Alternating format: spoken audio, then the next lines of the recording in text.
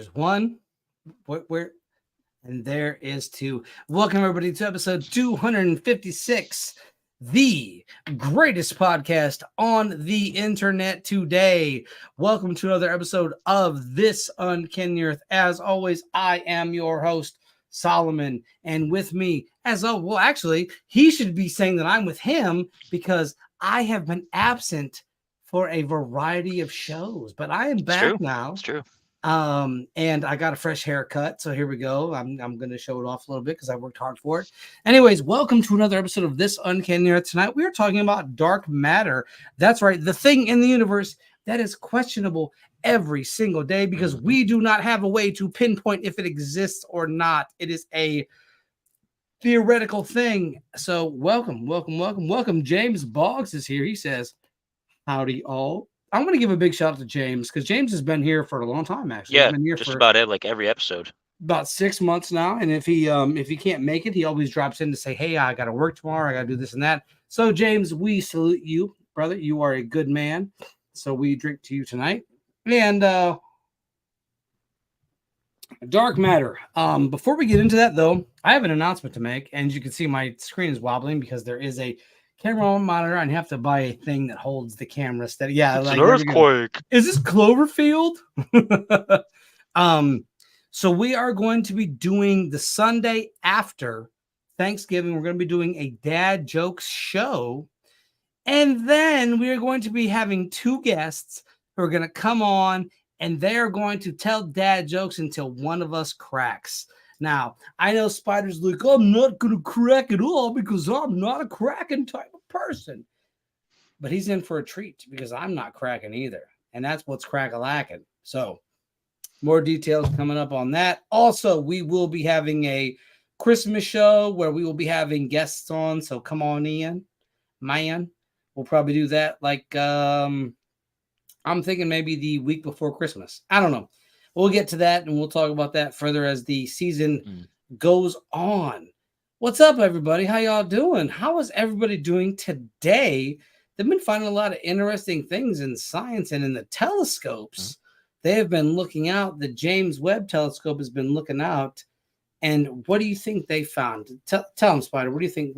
Tell them what they think they found? Well, if you're asking for something specific, I actually haven't checked yet today. But they have found a ton of really excellent stuff. Like I know I've been kind of off my game for the last week or so. I haven't streamed anything and done my morning show or done anything for I don't know, a week and a half. But up to that point, the James Webb Telescope found an extreme glow coming from 90% of the universe's earliest galaxies. Now remember, fun stuff. The time differential is substantial when it comes to things happening across the universe. Our universe is a very big and vast thing. So what we truly have to understand here is when you're working with the universe on a scale that keeps expanding until it dies of heat death, which scientists are saying that heat death is going to be the thing that takes us all out. I don't necessarily agree with that, but that's me. I think that we have been exploring universes and planets long before many of us have existed. Matter of fact, as long as BC has existed and before that. Because if you really sit down and look at what dark matter is that dark matter is what happens when regular matter or light matter is the opposite. So light matter can be illuminated as where dark matter cannot. The prime example of dark matter is in black holes. So if any of you know about black holes, what a black hole does is it basically is a star that goes supernova, collapses upon itself, and dark matter, not dark energy. There are two different things. Dark matter is one thing, dark energy is another.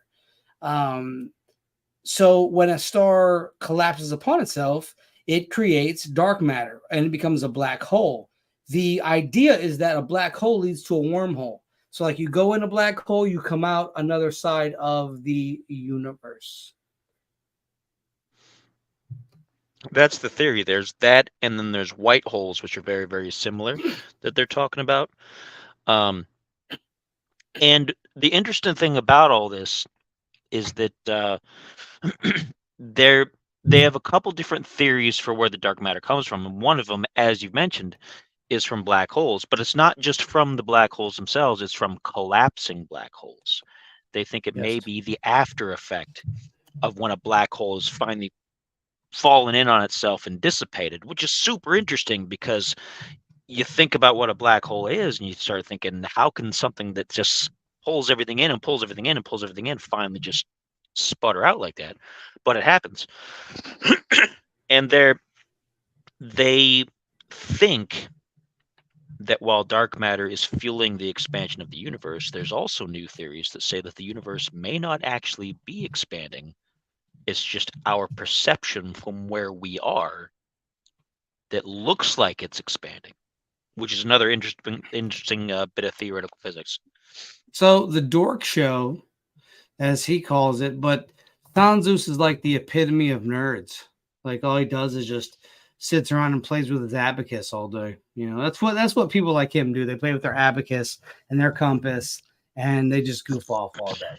And that's the thing we have to understand here is that dark matter may be what has created the universe. The Higgs boson itself was supposedly able to interact with dark matter. Now, the Higgs boson itself is not dark matter because scientists do not know what dark matter is. They're just dark matter at this point is a guess because it's a hypothetical form of matter and it appears not to interact with light or the electromagnetic field. So it doesn't play on the same rules as, let's say, like regular matter does. And gravitational effects are what create dark matter or shift energy because energy can never really be destroyed. It just takes on a new level of occupation. It's interesting to note that the more they look into these theories, the more it comes out that the only real constant in the universe is gravity itself. Yes. And they haven't yet decided whether it's not to interrupt you, and I apologize if I have. Gravity does not mean the same, and I want to make sure we make this clear to our audience. Gravity itself is not the same on this planet as it is on other planets. We have to understand that if we're understanding the velocity of a falling object, it is not going to be the same on Earth as it is on Jupiter, Mars, Venus, Earth, everything else. I said Earth, but I meant like Mercury, Uranus, Pluto, which is still very much a planet. And if you want to fight me about it, see me after the show. But we are dealing with something in a whole nother realm of ideology in terms of, okay, so we are looking at dark matter from a place of science in terms of what we know and understand. But I think, this is just my personal opinion here, that dark matter exists in other dimensions. If we look at something like the Jinn, or we look at people like the Jinn, they were a species of people that act, feel, relate, become good, evil, as people are, as we are, right? But they are interdimensional beings. So if they're interdimensional beings, they instead might be products of dark matter. We have to understand that dark matter itself, in and of itself, is the byproduct of a black hole, as to where light is a product of a light hole. Light matter, I should say, light matter. But so Sanzu just went in here and went bananas. I have no idea. Lol, how are you two? Potion, fire, water, cat. Scruffy, like that uncanny dude is holding me back. Zeus, Div 2, haha, I lurk. Sound Zeus has decided to be hidden and uncanny. So thank you, Sound Zeus, for all that. And of course, Devin Jr. is here. What's up, Devin Jr. with the cool whatever, the hanging 10. But I think once we really sit down and understand that the mathematical concepts that we have for light matter should not apply to dark matter, because dark matter is a completely different thing. And I think once we understand that as above, so below, or there is an equal and opposite reaction to the actions that we are partaking in here on planet Earth. And you can only do so many tests given the gravitational pull, the gravitational concepts, until we start doing what they did at, say, Los Alamos, where they made a nuclear bomb. Unless we are in a controlled environment, we can't understand dark matter, because dark matter exists as the opposite spectrum of where we exist today. And the thing about the dark matter is too that it's theoretical because they've never been able to measure it itself, but they need something that explains why the rest of the universe works the way it does. Yes. And if you take dark matter out of it, none of it makes sense. So there's nothing else so far that's a good candidate. So you plug in the dark matter, which seems kind of cheaty at first, but then the more you think about it, you're like, well, there has to be something. Because again, if there was nothing there at all, nothing else would work. Laws of physics would break down. The whole thing would just fall apart. So for now, dark matter is that thing along with dark energy. And it's a big topic of searching right now. There's multiple experiments in a lot of different avenues trying to find a hint of it. And the best they've found so far is indirect evidence. They have yet to find direct evidence, but they're going to keep searching anyway. So there's something that we haven't done for a while that I should do. So we're going to do that real quick. It's time for Dad Jokes. That's right. You know what you should do, like from now on, just randomly at some point in the show, never the same time, just all of a sudden, Yes. wait, what's this sound? Boom, and then plug it in. Yes, I was just thinking that. What do you call a Polish nun?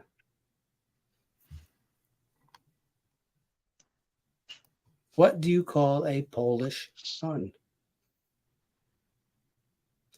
A pun. A pun. Yep. It doesn't really work. Oh, it does. She's a pun. She's a Polish nun. We can thank, I just want to give a quick shout out to Apple for that hookup for that dad joke. So thank you, Apple.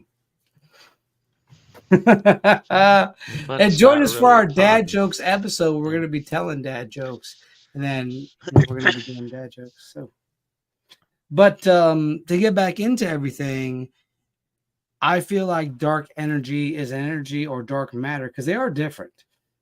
Dark matter in and of itself, I think is very close to a nuclear fusion reaction, personally. But I don't think that I think that the light matter aspect has a nuclear reaction, and I think dark matter has another reaction. And I think that when we sit and we study dark matter, it is the exact opposite of the matter that we have and that we see daily. I think dark matter is something that has existed and only exists in destruction. Black holes are a destructive thing. If a black hole opens up next to you, you're going inside of it. But I think personally that dark matter can't be harvested here. It has to be harvested in an environment where you can create a black hole and pull from that black hole, but it has to be minute enough that it will not suck in all the matter around it. Because even a small black hole, if you had a hand-sized black hole, it would cause mass disruption because it's going to increase. As it sucks in the matter that it can, it's going to increase. And it increases at an exponential level. But if we could harness a black hole in, say, an anti-gravity lab or a laboratory that has the ability to move matter in a way that suggests we can manipulate and control matter, I think we would have something there. But once again, I am just going off theories because I am not a theoretical physicist. I don't know that much. I know that there is always as above, so below. There is an equal and opposite reaction. And I also know that at some point, we are going to have to find a way to pull energy from a source that isn't, I don't want to say clean because there's no such thing as true clean energy. There's always going to be a dissipation or an exhaust firing, because if you look at different energy sources, let's say fire, for instance, where you have to keep feeding it logs or coal, there's still ashes you have to shovel out. So that is the byproduct or the exhaust. There is no clean energy. There is no infinite energy, I think, until you step into a dark matter, light matter concept. Now, two things. First, dark matter, when we talk about it being the opposite of things, you don't want to confuse it with antimatter. Because Yes, antimatter right. is something that can be measured and we know it exists. It's Yes. basically just the opposite of existing particles, and they happen naturally in cosmic ray collisions and versions of here's the thing. radioactive decay. Antimatter is light matter's Batman.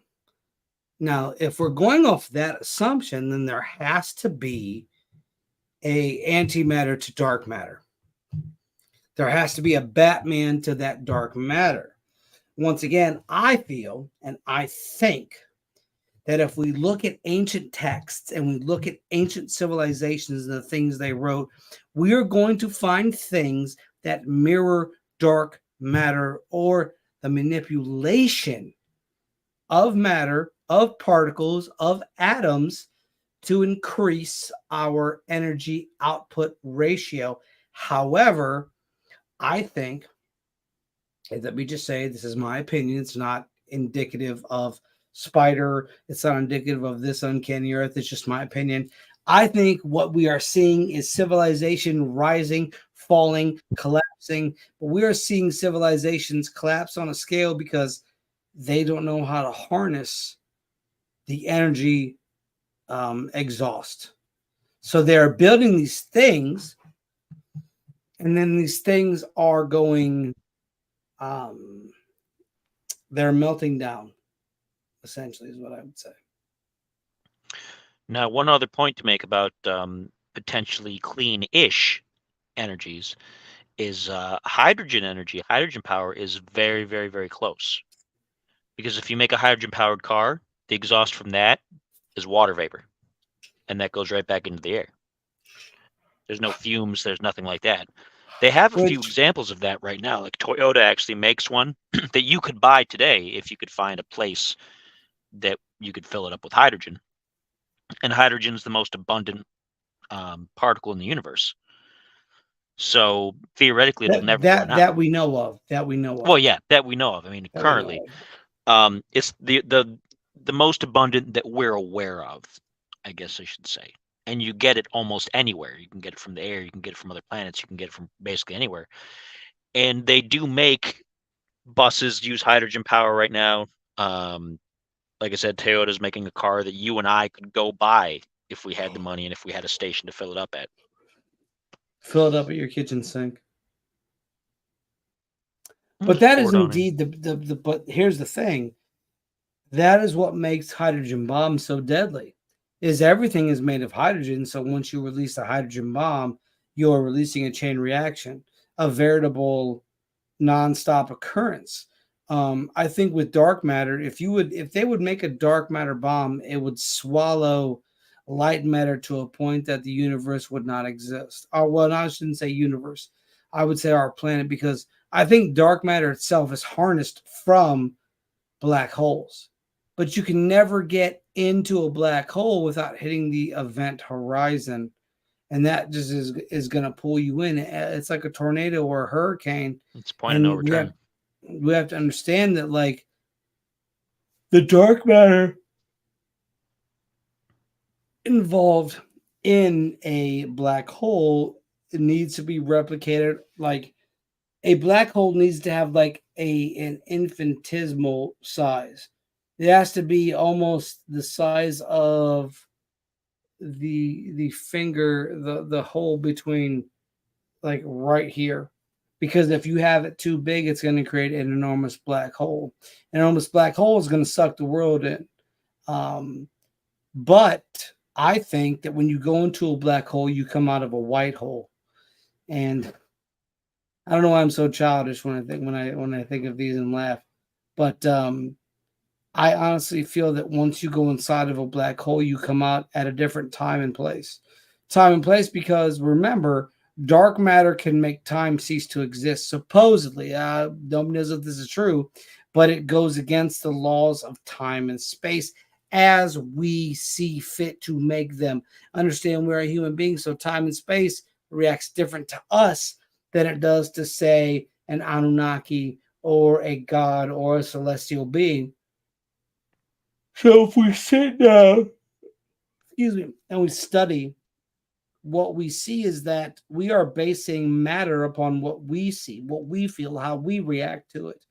If a nuclear bomb is dropped right now, presently, in my location, I will be a charred husk, right? If a dark matter bomb is dropped here and now, I will not be a charred husk. Rather, I would be involved in a giant black hole, because dark matter itself is a black hole. It is the supreme ending of a universal law, is what dark matter is. And I think you can harness it, but what you would have to do is pull the particles from it.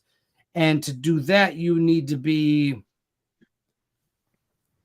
I don't even know. It depends on the size of the black hole. And we're still pretty far away from understanding a lot of that stuff too, because so far they, like, just even the most basic particles it might be made of are all still theoretical. And even with the indirect evidence, the closest that they've come is saying, oh, well, if it exists, it's what's causing this effect.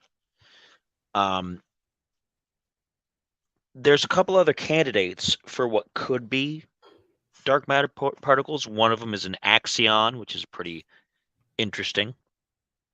And there's a couple other things too that are super, super, super interesting. And one of the things that are looking at, we mentioned it early on, the Webb Space Telescope.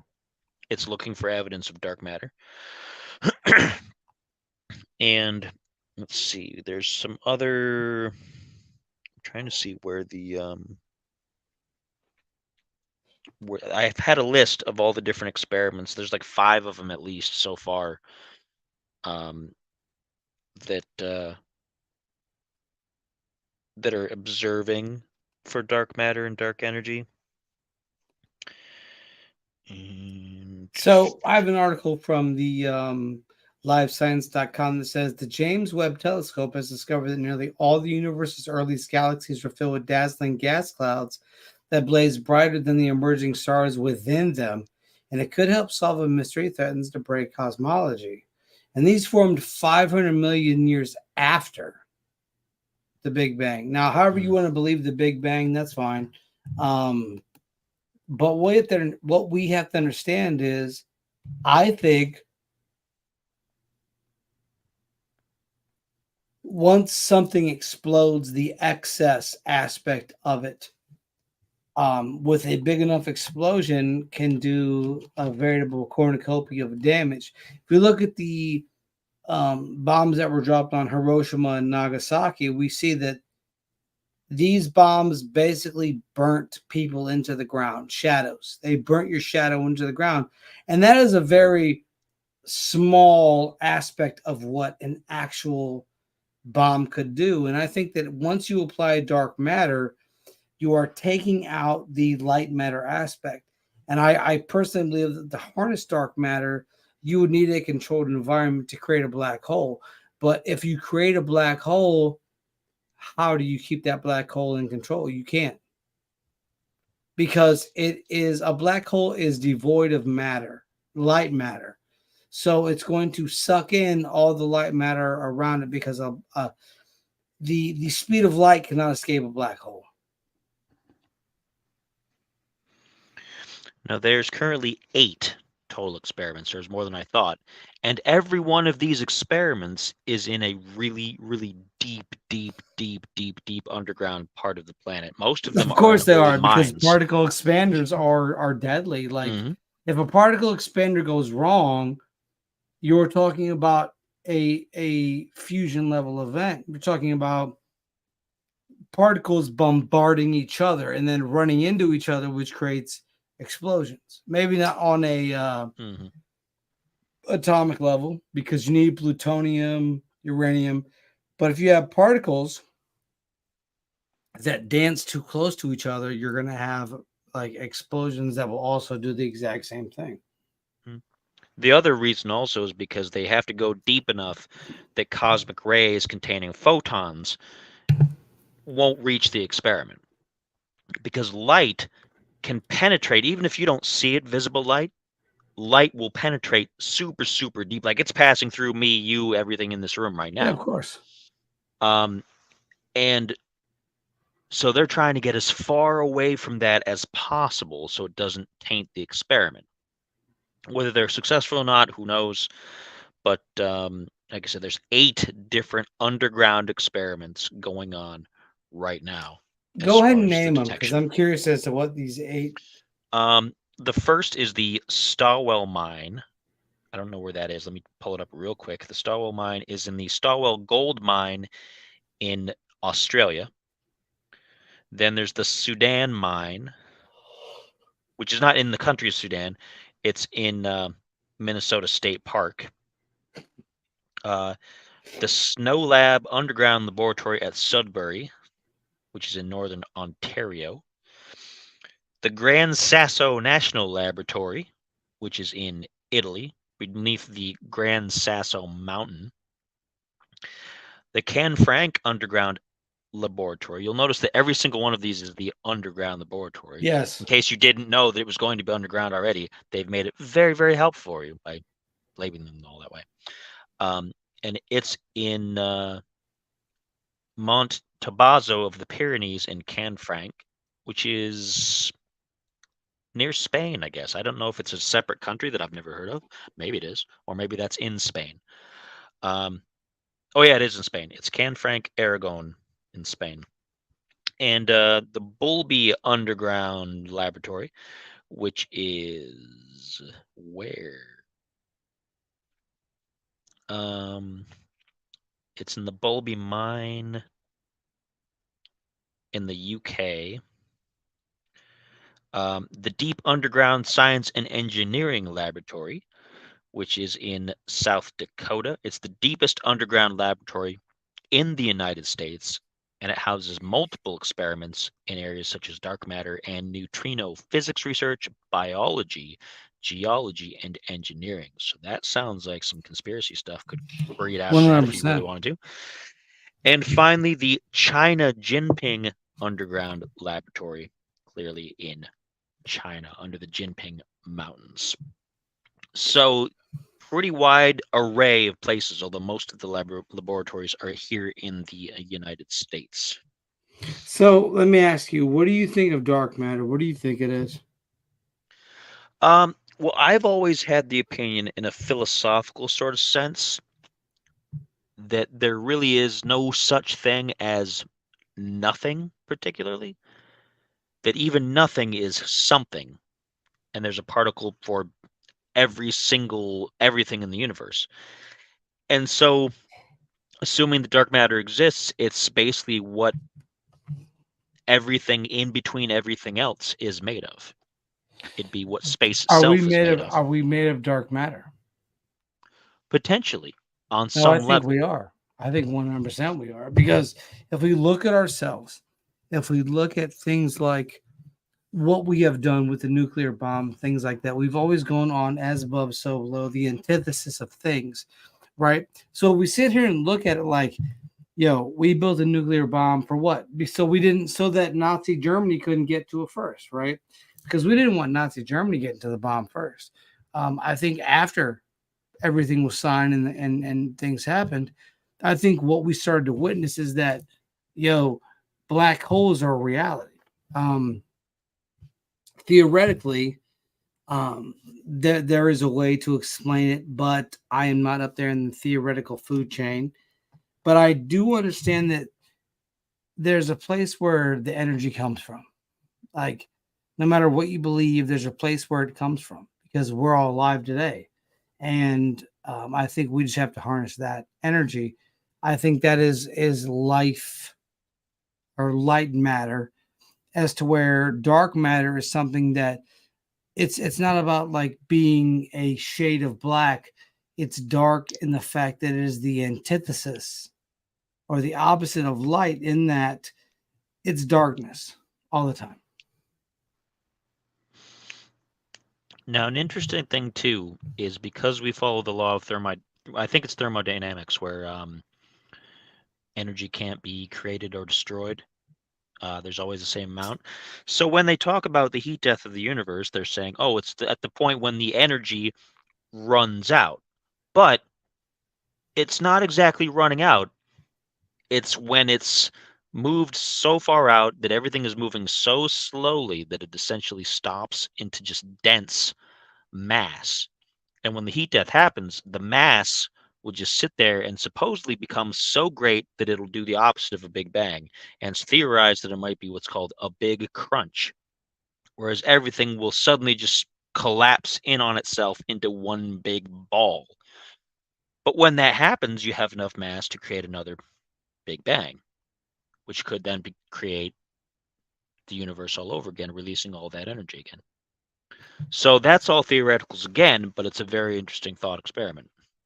I think too, when we really sit down and look at things like heat death, and if these civilizations utilize that aspect, I think that dark matter itself should be further investigated. I think that we as Americans don't really care for the most part, but I think there's some of us that actually do, like me, you, I think a good friend of ours would too. And I think that dark matter is the opposite of what we are, because for the most part, we are light matter. We're all happy and jovial and things like that. And I think that dark matter itself is more of a reflection of our energy. And I don't mean to sound like some I'm an asparagus 60s crystal hippie person, but I think our frequency of our bodies give off the ability for things like that to happen. I had a thought, and now it's completely gone, but I had a thought that was going to piggyback off that, and now I'm trying to recapture it here. And I think it's gone. Yep. I had something that I thought was going to be kind of, I don't know if it was profound or not, but now it's gone. That's fine. Is there anything else you wanted to add?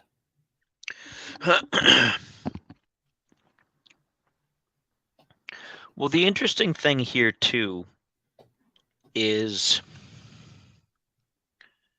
because so much of everything is supposedly dark matter, like supposedly 85% of all the matter in the universe that isn't directly classified as energy, 85% is supposed to be dark matter, which is quite a lot.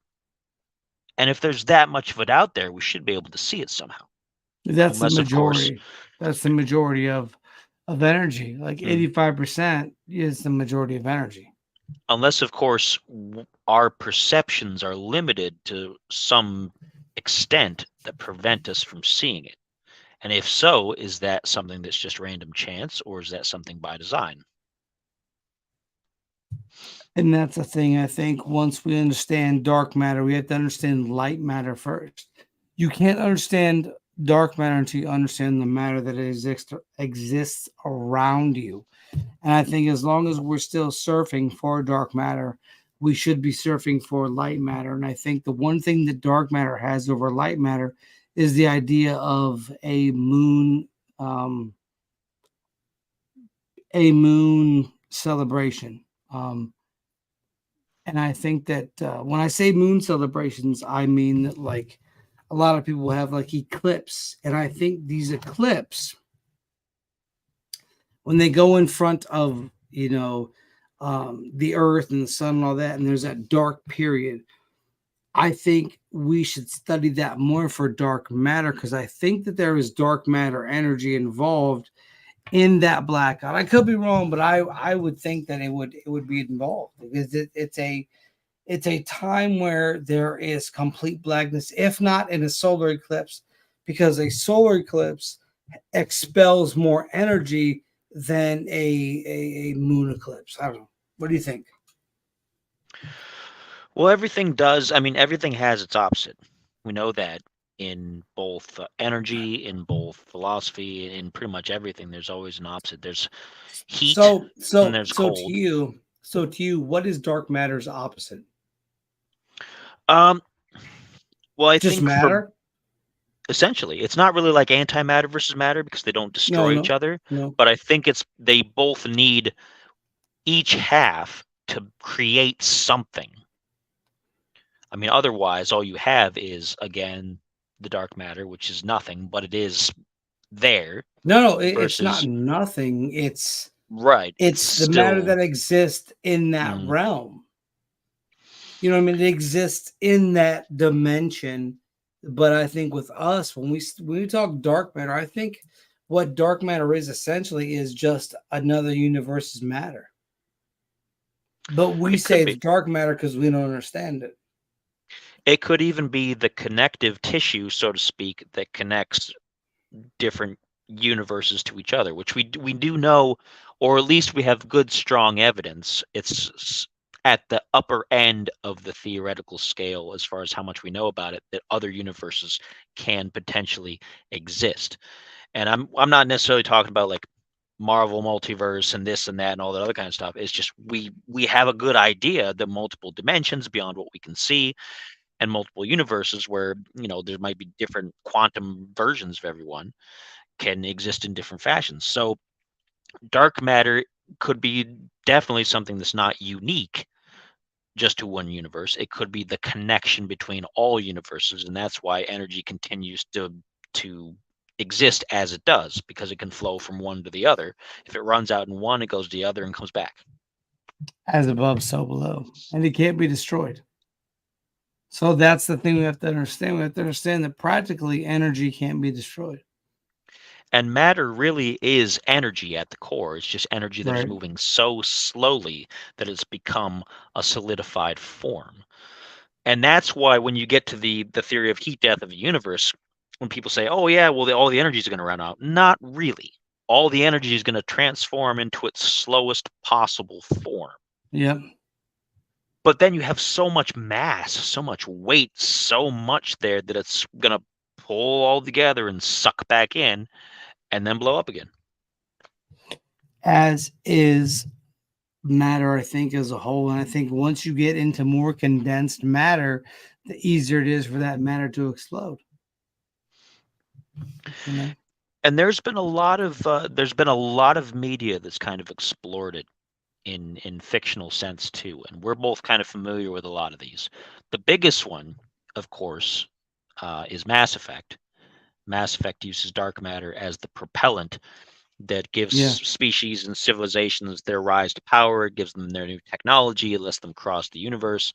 There's other things that use it more like weaponized things where you can shoot dark matter at each other, and that's getting kind of away from the point a little bit, but it's still interesting to see how we've interpreted what we could use it for if we're able to detect it first, collect it second, and then put it towards some kind of a practical use third.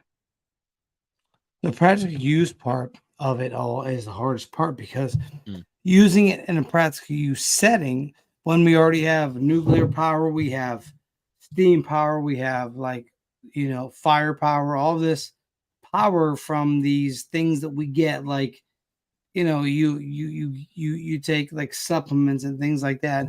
I think whatever's over there, if you're getting that stuff, you're getting stuff that has existed long before we have. And that could very well be true, because if the dark matter is along with gravity, the one pair of constants in the entire universe or multiple universes, then it doesn't really even have an age attached to it. The matter that makes me up is relatively new on a grand cosmic scale. The energy isn't, because the energy just transformed into the matter that I am, but the matter is like, I have 40 years worth of matter compared to billions and billions and billions and billions and billions of years of that energy flowing around doing whatever it does before it decided to be like, here's this guy. Here's his buddy. Here's Spider. Put this hair in his ears. He's got hairy ears.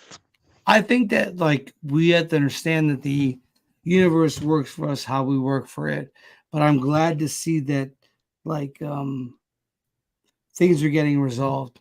You know what I mean? Like, especially when it comes to like dark matter, like there is a growing consistency in the community that some of these images are from bikinis, or like it's really close and it's like your brother. And I'm like, no, that's not what a Asian salad is. Like, that is just literally taking apart the food and matching it up to whatever mythological being exists with the food. It's almost very American Gods. It's very American Gods.